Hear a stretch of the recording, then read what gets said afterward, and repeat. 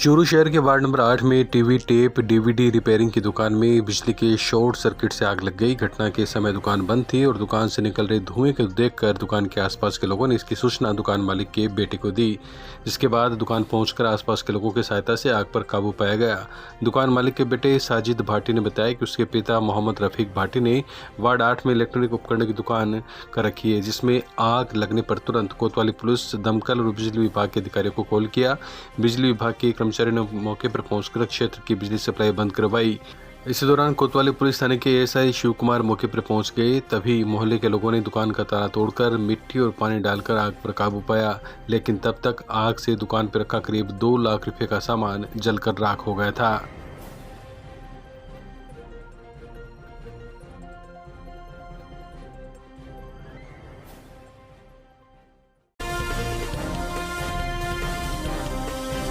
परीक्षा से जुड़े पर्यवेक्षकों, केंद्राधीक्षकों और अतिरिक्त केंद्राधीक्षकों को दिया गया प्रशिक्षण। लोहिया कॉलेज में हुआ प्रशिक्षण कार्यक्रम। चूरू के राजकीय लोहिया महाविद्यालय में शुक्रवार को रीट परीक्षा 2021 से जुड़े पर्यवेक्षकों, केंद्राधीक्षकों और अतिरिक्त केंद्राधीक्षकों को प्रशिक्षण दिया गया। जिला शिक्षा अधिकारी निसार अहमद ने बताया कि सभी केंद्राधीक्षकों और पर्यवेक्षकों को विशेष रूप से प्रशिक्षण दिया गया, जिसके तहत बताया गया कि जो परीक्षा है उसमें बहुत ही गोपनीयता एवं सुरक्षा व्यवस्था का ध्यान रखना है। प्रत्येक परीक्षार्थी को प्रवेश करने से पहले सिर्फ उसके हाथ में एक नीले रंग का पेन और प्रवेश पत्र होगा। राज्य सरकार के निर्देशानुसार प्रत्येक परीक्षा केंद्र पर किसी भी सूरत में मोबाइल अनुमति नहीं होगा तथा परीक्षार्थी अपना स्वयं का मास्क लेकर परीक्षा केंद्र में प्रवेश नहीं करेगा। परीक्षा केंद्र पर निःशुल्क सर्जिकल मास्क उपलब्ध करवाया जाएगा। प्रशिक्षण के दौरान बताया गया कि प्रत्येक परीक्षा केंद्र पर वीडियोग्राफी करवाई जाएगी तथा पेपर पहुंचने पर और पेपर खोलने के समय पर पारदर्शिता बरती जाए। प्रशिक्षण के दौरान बताया गया कि जिले में कुल 15 परीक्षा केंद्र संवेदनशील घोषित किए गए हैं, जिन पर वीडियोग्राफी और सीसीटीवी कैमरे की व्यवस्था होगी। इनको सेंटर पे जाकर के ये ऑब्जर्वर हैं, ये जाकर के सेंटर को देखेंगे, ऑब्जर्वर करेंगे और सेंटर पे सारी व्यवस्था सुचारू रूप से है। अगर कहीं कोई कमी है तो वो जिला शिक्षा अधिकारी कार्यालय या फिर कलेक्टर साहब की जो कमेटी है, सतर्कता कमेटी, उसको वो सूचना देंगे।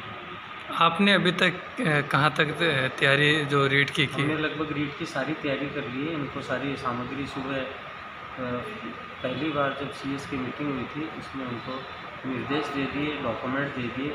अभी इनको भी निर्देश दे देंगे आगामी। और सुबह केंद्राधीक्षकों की जो मीटिंग हुई थी उसमें कलेक्टर साहब भी उपस्थित हुए थे, सम्माननीय श्री एसपी साहब भी उपस्थित हुए थे। उन्होंने भी केंद्राधीक्षकों को परीक्षा रीट से संबंधित मार्गदर्शन प्रदान किया।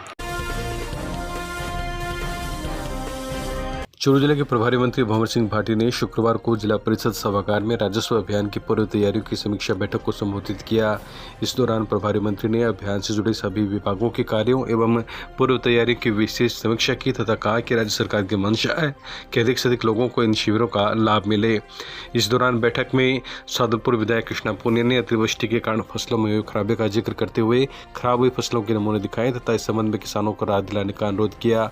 साथ ही उन्होंने सादुलपुर क्षेत्र के विभिन्न विकास कार्यों एवं समस्याओं की चर्चा करते हुए कहा कि प्रशासन गांवों के संग अभियान का अधिकतम लाभ लोगों को दिए जाने के लिए जनप्रतिनिधियों तथा अधिकारियों का समन्वय जरूरी है।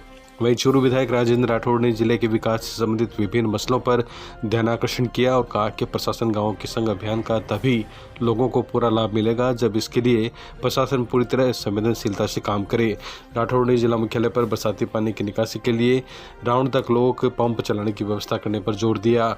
वहीं रतनगढ़ विधायक अविनेश महर्षि ने राजेसर गाँव में शहीद के नाम से स्कूल का नामकरण करने का बिंदु रखा और कहा कि जनता से जुड़े प्रमुख विभाग बिजली, पानी, शिक्षा, चिकित्सा और सार्वजनिक निर्माण विभाग जैसे विभागों में प्राथमिकता से रिक्त पद भरे जाने चाहिए। सुजानगढ़ विधायक मनोज मेघवाल ने अपने क्षेत्र की विभिन्न समस्याओं पर चर्चा की और कहा कि प्रशासन गांव के संग अभियान के दौरान लोगों को मुख्यमंत्री की अपेक्षा के अनुरूप लाभ मिलेगा, लेकिन इसके लिए जरूरी है कि हम सभी परस्पर सहयोग और सामंजस्य काम करें।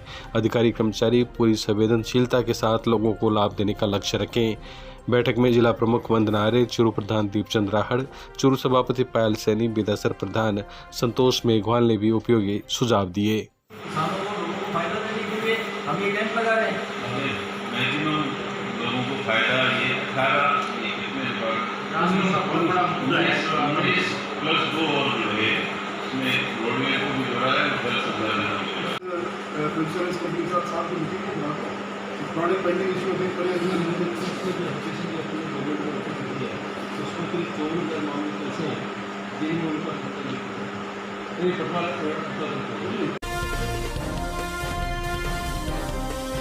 चूरू जिला मुख्यालय पर जिला परिषद सभागार के सामने शुक्रवार को भाजपा युवा मोर्चा कार्यकर्ताओं ने प्रभारी मंत्री भंवर सिंह भाटी का घेराव कर उन्हें ज्ञापन दिया। इस दौरान मोर्चा जिलाध्यक्ष मदन गोपाल बालान की अगुवाई में कार्यकर्ताओं ने जमकर नारेबाजी भी की। जिलाध्यक्ष बालान ने बताया कि पानी निकासी न होने से शहर की बदहाली, जिले में बढ़ रही चोरी की वारदात और बालिका कॉलेज जल्द शुरू करवाने को लेकर प्रदर्शन किया गया तथा मांगों को जल्द पूरा करने के लिए प्रभारी मंत्री को ज्ञापन भी दिया गया। जिलाध्यक्ष मदन गोपाल बालान ने कहा कि अगर मांगों को नहीं माना गया तो बड़ा आंदोलन करना पड़ेगा। देखिए, जो कॉलेज बालिका महाविद्यालय की बात है तो बालिका महाविद्यालय की बिल्डिंग का काम बहुत तेज़ गति से चल रहा है और आने वाले मेरी शायद अगली विजिट होगी तब तक ये बिल्डिंग पूरी तरह से बन करके तैयार हो जाएगी और अतिशीघ्र हम हमारे गर्ल्स कॉलेज को नई बिल्डिंग में शिफ्ट करेंगे और नई बिल्डिंग पूरी तरह से तैयार हो जाएगी। और निश्चित रूप से उच्च शिक्षा को क्षेत्र में उस शिक्षा को बढ़ाने के लिए राजस्थान के मुख्यमंत्री जी ने राजस्थान में 123 कॉलेज खोले हैं और उससे बालिका शिक्षा को और ग्रामीण शिक्षा को विशेष बढ़ावा मिला है प्रदेश में।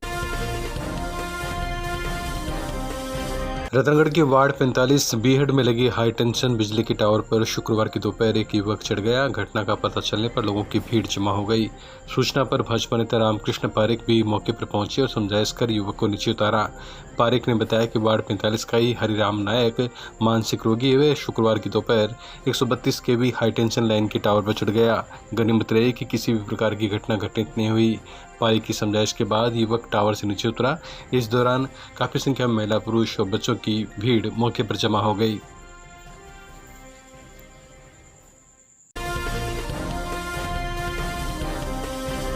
अभिव्यक्ति कला प्रशिक्षण संस्थान सीकर की ओर से प्रभा खेतान शेखावट नृत्य शिरोमणि प्रतियोगिता का आयोजन किया जाएगा। शेखावट नृत्य शिरोमणि प्रतियोगिता को लेकर शुक्रवार को जिला मुख्यालय के ग्रांड शेखावटी होटल में प्रेस वार्ता का आयोजन हुआ। प्रेस वार्ता में संस्थान की डॉक्टर अनुपमा सक्सेना ने पत्रकारों से रूबरू होते हुए बताया कि सीकर, चूरू व झुंझुनू जिलों में अभिव्यक्ति ऑडिशन के माध्यम से नृत्य प्रतिभाओं का चुनाव किया जाएगा। चूरू में 9 अक्टूबर को लॉर्ड्स इंटरनेशनल पब्लिक स्कूल में ऑडिशन का पहला चरण रखा जाएगा। प्रतियोगिता में 6 से 14 साल तक जूनियर ग्रुप और 14 साल से अधिक तक सीनियर ग्रुप में केवल बालिकाएं अपनी एंट्री दे सकती हैं। इसके लिए 22 सितंबर से 7 अक्टूबर तक ऑनलाइन रजिस्ट्रेशन करवाया जा सकता है। प्रतियोगिता को लेकर जिला मुख्यालय पर हुई प्रेस वार्ता में संस्थान की संयुक्त सचिव हेमा प्रधान, कार्यक्रम संयोजक नरेश प्रधान, लायंस क्लब चूरू से डॉक्टर कमल वशिष्ठ, बजरंग महंसरिया, सीपी खत्री, राजीव शर्मा आदि मौजूद थे। अभिव्यक्ति कला प्रशिक्षण संस्थान सीकर की एक बालिकाओं को समर्पित शास्त्रीय और उपशास्त्रीय लोक नृत्य की संस्था है। सीकर से पहली बार हम लोग शेखावटी स्तर पर आए हैं और शेखावटी में बालिकाओं को नृत्य में अपनी प्रतिभा दिखाने और प्रतिभा को पहचान दिलाने के लिए एक प्रतियोगिता आयोजित की जा रही है। इसका हमने जो टाइटल दिया है वो प्रभा खेतान शेखावटी नृत्य शिरोमणि का खिताब हम उस बच्ची को देंगे जो सीकर, चूरू, झुंझुनू तीनों डिस्ट्रिक्ट से बेस्ट डांसर के रूप में सामने आएगी। इस प्रोग्राम को डिज़ाइन हमने इस तरह से किया है कि हम 22 तारीख से 7 अक्टूबर 22 सितंबर से 7 अक्टूबर तक हमारे ऑनलाइन रजिस्ट्रेशन शुरू हो चुके हैं। रजिस्ट्रेशन हम लोग ऑनलाइन ले रहे हैं और उसके बाद हम तीनों शहरों में अलग अलग जाकर ऑडिशन देंगे।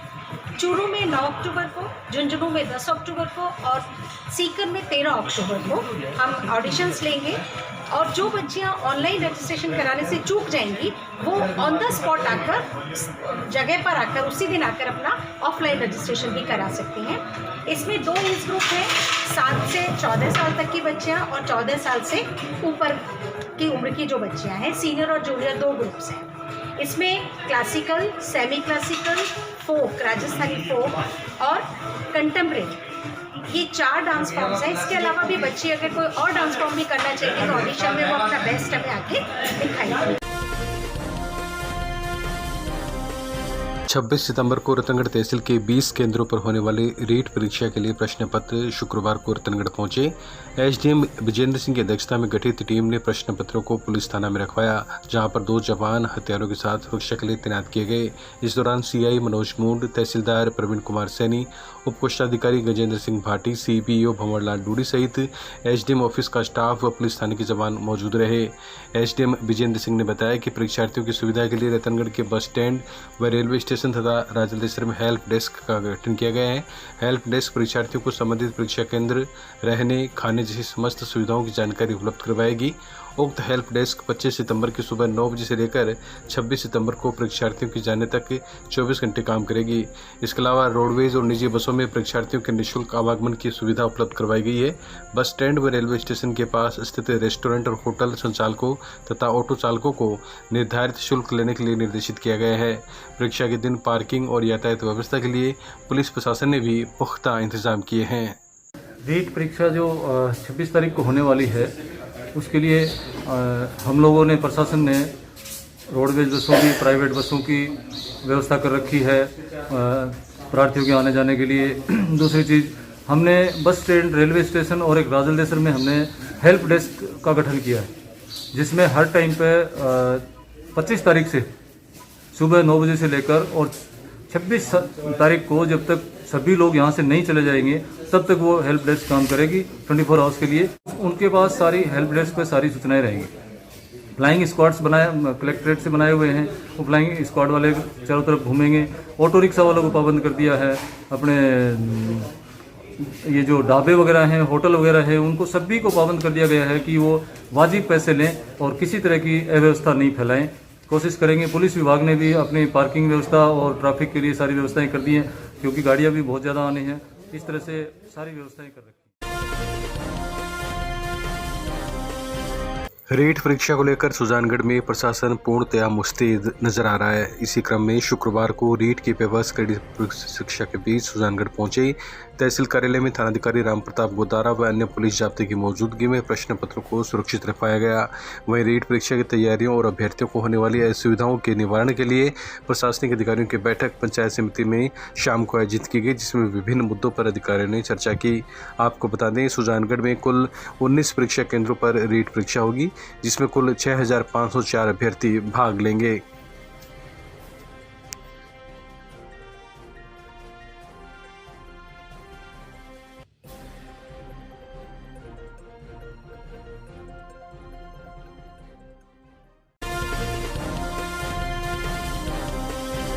फसल खराबे का मुआवजा दिलाने की मांग चूरू की ग्राम पंचायत जोड़ी पट्टा साथू के लोगों ने तहसीलदार और कृषि अधिकारी को दिया ज्ञापन। चूरू की ग्राम पंचायत जोड़ी पट्टा साथियों के एक प्रतिनिधिमंडल ने शुक्रवार को चूरू तहसीलदार को जिला कलेक्ट्रेट में एवं कृषि अधिकारी को ज्ञापन देकर ग्राम पंचायत जोड़ी पट्टा साथियों में लगातार 5 दिन से हो रही अतिवृष्टि के बाद फसलों के नुकसान का मुआवजा दिलाने की मांग की। ज्ञापन में कहा गया कि खरीफ फसल 2021 में मूंग, मोठ, बाजरी की फसल एकदम नष्ट हो गई है, जिससे किसान को बहुत भारी नुकसान हो गया है। अतः सरकारी सहायता के लिए जाँच करके खरीफ फसल का मुआवजा दिलवाया जाए और जल्द से जल्द इस कार्रवाई को शुरू किया जाए। इस मौके पर गांव के पितराम, शिशपाल, मगाराम, पालचंद, रावतराम, हरदत्त सहित अनेक लोग मौजूद थे। हमारे गांव जोड़ी से हैं हम सरपंच और तहसीलदार कृषि विभाग को ज्ञापन देने के लिए आए हैं। क्या मांग है? फसल की खराबे के लिए, ज़्यादा बारिश होने के लिए फसल खराब हो गई, इसलिए इसका ज्ञापन देने के लिए आए। सुजानगढ़ पंचायत समिति में प्रशासनिक अधिकारियों ने शुक्रवार को रीट परीक्षा की तैयारियों की समीक्षा की। एसडीएम मूलचंद लूणिया, डीएसपी राम प्रताप बिश्नोई ने अन्य अधिकारियों के साथ बैठक की और आवश्यक दिशा निर्देश दिए।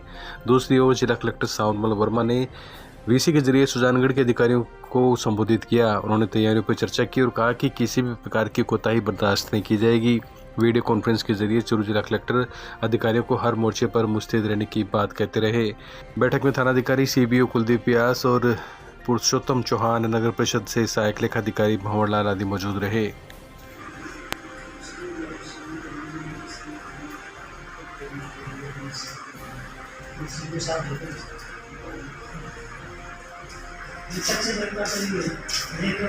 और उसके अलावा जो उनके कर्मचारी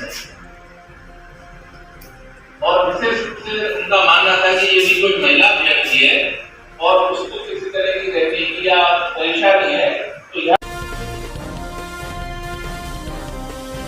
अपने पति के साथ पियर आ रही 25 वर्षीय विवाहिता सहित 3 लोग गुरुवार की रात सड़क हादसे में घायल हो गए। घायलों को रतनगढ़ के राजकीय अस्पताल में भर्ती करवाया गया। घटना के अनुसार भरपालसर निवासी 55 वर्षीय श्रवणनाथ टेम्पो चलाता है। राजल देसर से मंगनाराम और उसकी पत्नी सुमन देवी मेघवाल को टेम्पो में बिठाकर भरपालसर की ओर आ रहा था कि नेशनल हाईवे 11 पर भरपालसर सड़क मार्ग से कुछ दूर पहले गोवंश आ जाने के कारण टेम्पो अनियंत्रित हो गया और पलटी खा गया। घटना में टेम्पो चालक सहित दंपति घायल हो गए। सरपंच के प्रतिनिधि कान सिंह घायलों को राजकीय अस्पताल लेकर आए, जहां पर घायलों को अस्पताल में भर्ती करवाया गया। घटना का पुलिस में किसी भी प्रकार का मामला दर्ज नहीं हुआ है।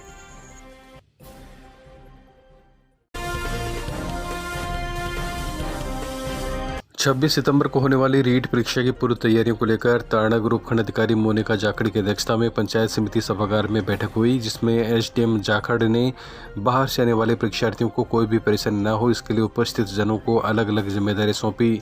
सीईओ ओम प्रकाश गुदारा ने कानून व्यवस्था बनाए रखने के लिए सहयोग की अपील की। इस मौके पर विकास अधिकारी संत कुमार मीणा, थाना अधिकारी गोविंद राम बिश्नोई, सीबीओ सुभाष ढाका, पालिका ईओ अरुण कुमार सोनी, संयुक्त व्यापार मंडल अध्यक्ष इमलाल प्रजापत, सतवीर खोत सहित गेस्ट हाउस संचालक, बस संचालक सहित अन्य सामाजिक कार्यकर्ता मौजूद रहे।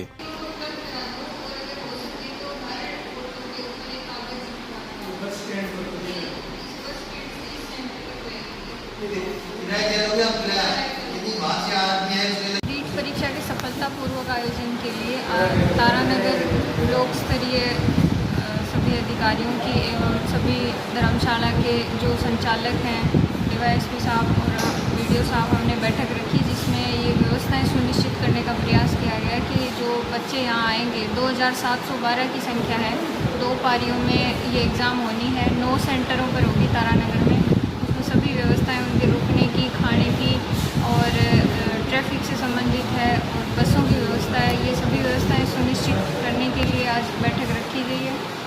तारानगर टीम का पूरा प्रयास रहेगा कि आने वाले बच्चों को कोई किसी भी प्रकार की समस्या ना हो। धन्यवाद।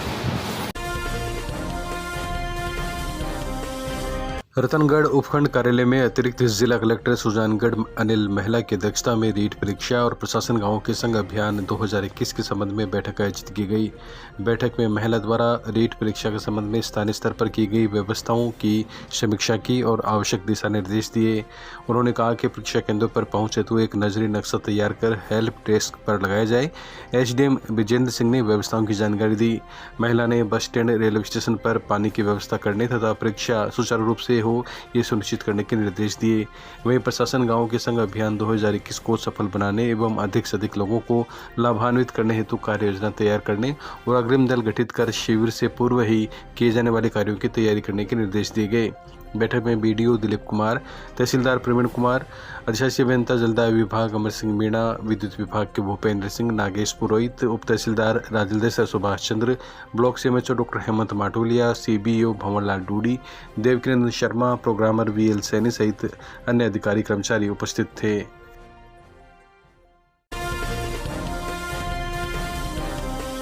प्रभारी मंत्री भंवर सिंह भाटी की मीटिंग में पहुंचे भाजपा नेता, हाथों में खराब फसल लिए किसानों को मुआवजा दिलाने की रखी मांग।